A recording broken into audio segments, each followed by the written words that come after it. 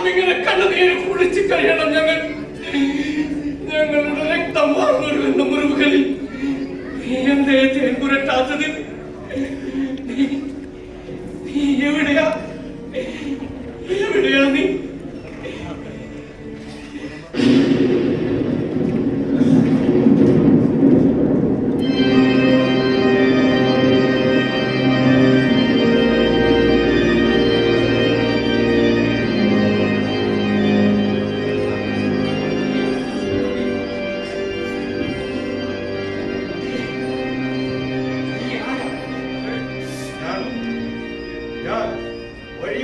വേണ്ടി വന്ന ശബ്ദമാണ്. അല്ല. നീ പ്രവാചകനാണോ? അല്ല. ഞങ്ങൾ അന്ധന് കാഴ്ചയും ബധിരന് കേൾവിയും കുഷ്ഠരോഗിക്ക് സൗഖ്യവും നൽകുന്ന ഒരു വിപ്ലവകാരിയെ കുറിച്ച് കേൾക്കുന്നു. ഇനി അങ്ങ് ക്രിസ്തുവാണോ? ഞാൻ ക്രിസ്തു അല്ല. പിന്നെ ആരാണ്? രക്ഷകനാണോ? ഞാൻ മരുഭൂമിയിൽ വിളിച്ചു പറയുന്ന ഒരു ശബ്ദം മാത്രം.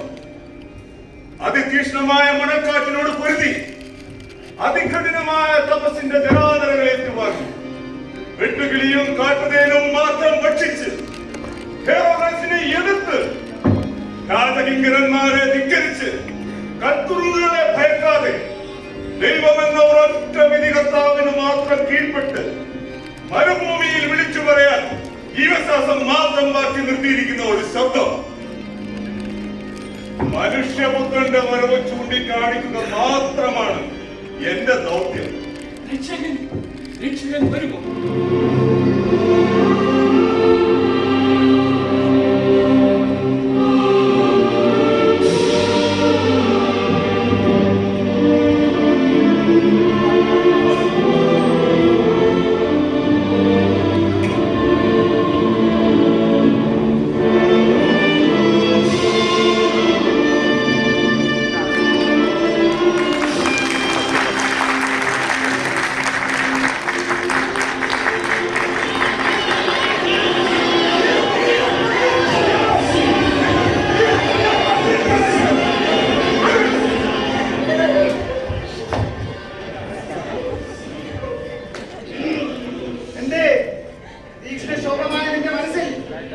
എന്തെങ്കിലും ഉപായം തോന്നുന്നുണ്ടോ? ആറാം പ്രമാണം ലംഘിച്ച ഇവിടെ പിന്നെ എന്ത് ചെയ്യണം? കൊല്ലണ്ടേ? കല്ലെറിഞ്ഞ് കൊല്ലണ്ടേ?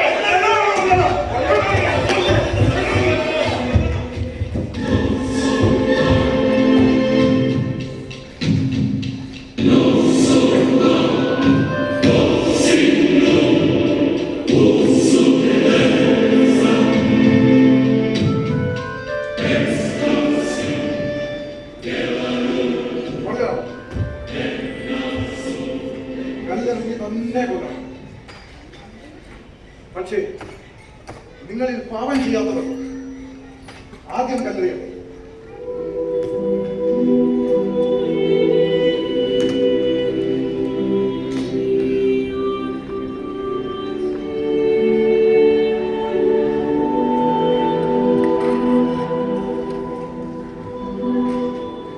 വിജാതീയനായ ഈ സമരക്കാരിയോട് എന്റെ യേശു എങ്ങനെയായിരിക്കും വരുന്നത്?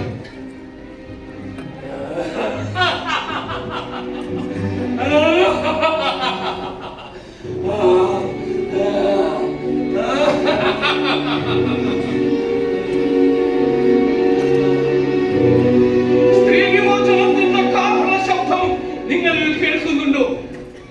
ലക്ഷം ദുരിതങ്ങൾ കൊണ്ട് മുറിവേറ്റ വിജാതിയായ ഒരു സ്ത്രീയെ യേശു എങ്ങനെയാണ് ഹൃദയം കൊണ്ട് മാനസാന്തരപ്പെടുത്തിയത്? സമൂഹം തീർത്ത മുറിപാടുകൾ കൊണ്ട് മുറിവേറ്റ ഒരു സ്ത്രീയുടെ ഹൃദയ ദ്രവീകരണമാണ് ഇവിടെ നടന്നത്. അവൾ പട്ടണത്തിൽ പോയി ഈശോയെ കുറിച്ച് സമരക്കാരോട് പറഞ്ഞു. അവർ ആവശ്യപ്പെട്ടത് ഒന്ന് മാത്രം, സമ്പത്ത്, രോഗസൗഖ്യം. അവരാവശ്യപ്പെട്ടത് കർത്താവേ, നീ ഞങ്ങളുടെ കൂടെ ഉണ്ടായിരിക്കണമേ എന്ന് മാത്രമാണ്. തങ്ങളുടെ ആത്മാവിനെ മുറിമുടക്കാൻ അവന്റെ സാധനവും സാമീപ്യവുമാണ് അവർ ആവശ്യപ്പെട്ടത്. ആത്മാവും ആത്മരക്ഷയുമില്ല എന്ന് സമൂഹം വിധികൽപ്പിച്ച ഒരു സ്ത്രീക്ക്, അതും ഒരു വിജാതിക സ്ത്രീക്ക്, ആത്മരക്ഷയുടെ മന്ത്രങ്ങൾ അവൻ ഓതിയത് കേട്ടില്ലേ? ഇതല്ലേ നമ്മൾ കാത്തിരുന്ന വിമോചനം, മാനവരാശിയുടെ സാർവത്രിക വിമോചനം.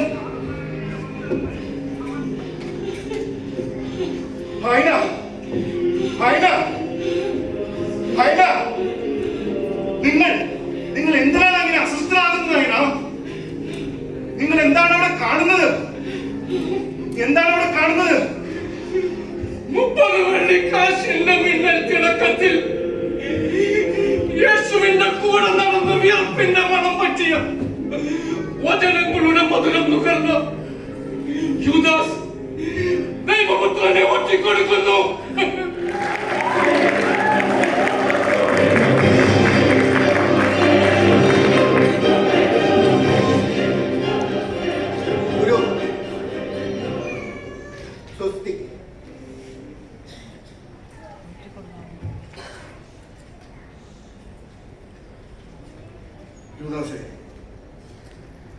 സ്നേഹിത, മനുഷ്യപുത്രനെ നീ ചുംബനം കൊണ്ട് ഒറ്റിക്കൊടുക്കുകയാണോ?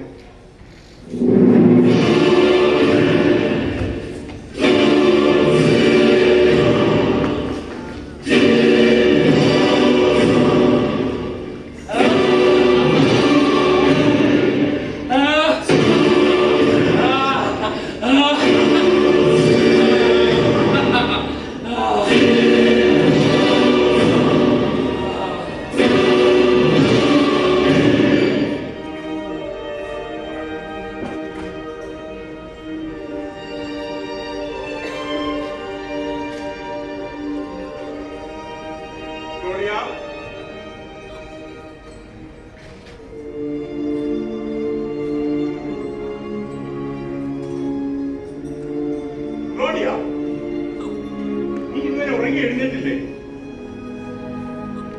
എന്ത് പറ്റി നിനക്ക്?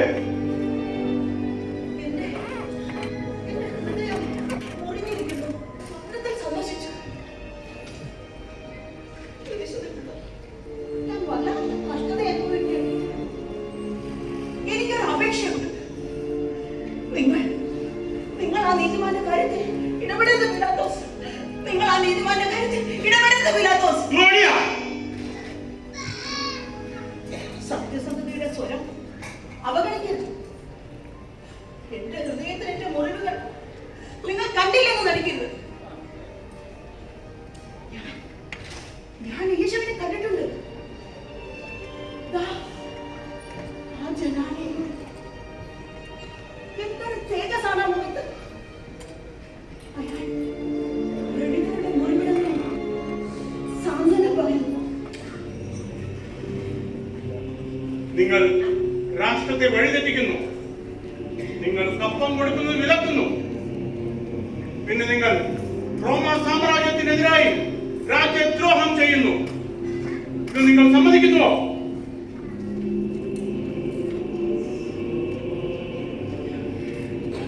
നീ യഹൂദരുടെ രാജാവാണോ? അങ്ങനെ നിങ്ങൾ തന്നെ പറഞ്ഞു കഴിഞ്ഞു. എന്താണ് സത്യം? ആരാണ് നീ?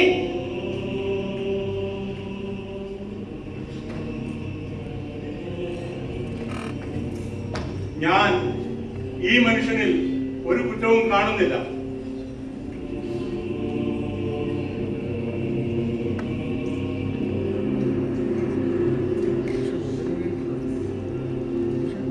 ദിനത്തിൽ ഒരു കുറ്റവാളിയെ വിട്ടയക്കുന്ന പതിവ് നമുക്കുണ്ടല്ലോ. അതനുസരിച്ച് ബറാബാസിനെയോ അതോ മിശിഹ എന്ന് വിളിക്കുന്ന യേശുവിനെയോ ഞാൻ ആരെ വിട്ടു തരണമെന്നാണ് നിങ്ങൾ ആഗ്രഹിക്കുന്നത്?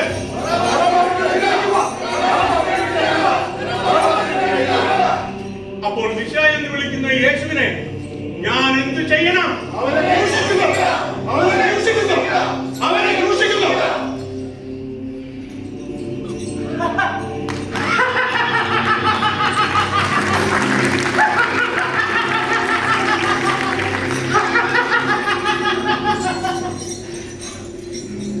ഈ മനുഷ്യന്റെ രക്തത്തിൽ എനിക്ക് പങ്കില്ല.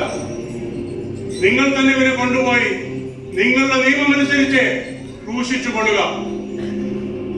ഈ നീതിമാന്റെ രക്തത്തിൽ എനിക്ക് പങ്കില്ല.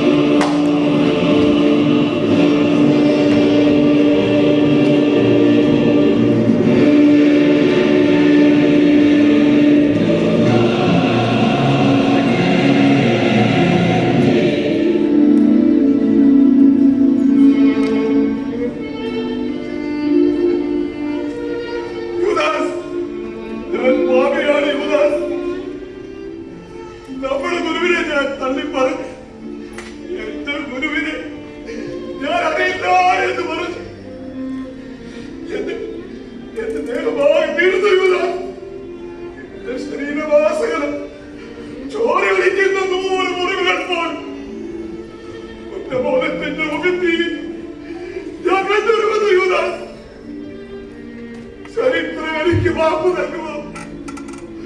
അവർക്കറിയാൻ കണ്ണീർ പോലുമില്ലാണ് ആ മഹാമൃത്യുവിന്റെ ഓർമ്മകളിൽ ഞാൻ നീറി നീറി അറിയുമോ? വീഴുന്നവരെല്ലാം പരാജിതരല്ല പത്രോസ്.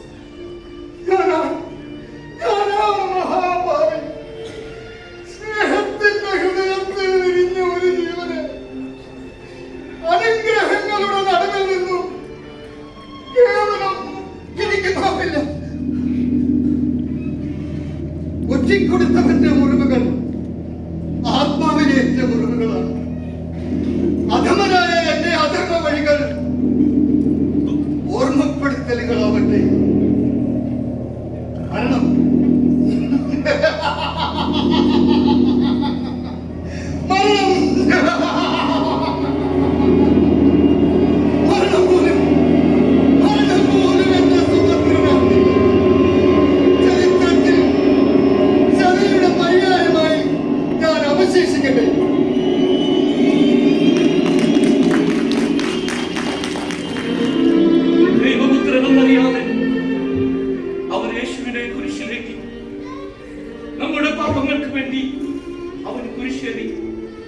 വിശ്വസിക്കുന്നവർക്ക് അവൻ തന്റെ രക്തം കൊണ്ട് അടയാളം നൽകി. ഒരു മനുഷ്യായുസിൽ പോലും അനുഭവിക്കാൻ കഴിയാത്തത്ര ക്രൂരപീഡകൾ മനുഷ്യപുത്രൻ തന്റെ ശരീരത്തിൽ ഏറ്റുവാങ്ങി. ദൈവപുത്രന്റെ ശരീരത്തിൽ 5400 പരം മുറിവുകളാണ് ഉണ്ടായിരുന്നത്. കുരിശിൽ മരിച്ച് അടയ്ക്കപ്പെട്ട യേശു 3-ാം ദിവസം ഉയർത്തെഴുന്നേറ്റു. എല്ലാ മുറിവുകളും അവൻ ഉണക്കിയിരുന്നു. 5 ഒഴിച്ചു. അതെന്റെ 5 മാത്രം ബാക്കിയാക്കി. ശരിയാ, എങ്ങനെ 5 മാത്രം ബാക്കിയാക്കി? നമ്മുടെ പാപങ്ങൾക്ക് വേണ്ടിയാണ് അവൻ കുരിശേറിയത്. അത് നമ്മൾ പാപത്തിന് മരിച്ച് നീതിക്കായി ജീവിക്കേണ്ടതിനാണ്. ക്രിസ്തു ശരിക്കും മുറിവേറ്റ ക്രിസ്തുവാണ്. അവന്റെ മുറിപ്പാടുകളിലൂടെ കടന്നു പോകുന്ന നാം അവന്റെ ഹൃദയത്തിലെത്തുന്നു. മുറിവേറ്റ ഓരോ മനുഷ്യന്റെ ഹൃദയത്തിലും ക്രിസ്തുവുണ്ട്. ഓരോ സ്നേഹചുംബനം നൽകുമ്പോഴും